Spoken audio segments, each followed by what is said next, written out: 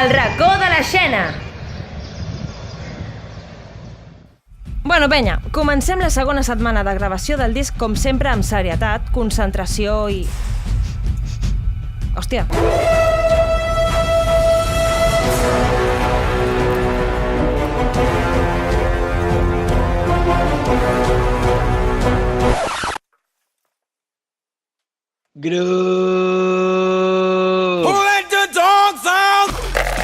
En Rafa és, com ho diria, la meva mascota. El trec a passejar, el rento, li grato la panxa, l'ensenyo a seure's, a donar la poteta, a tocar el baix. També s'ha de dir que és una mica empanat, però me l'estimo molt. És el millor alumne que he tingut mai. Des que li vaig ensenyar a fer slap, s'ha convertit en una màquina de grup. Toca tan ràpid que a vegades li surt fum de les mans.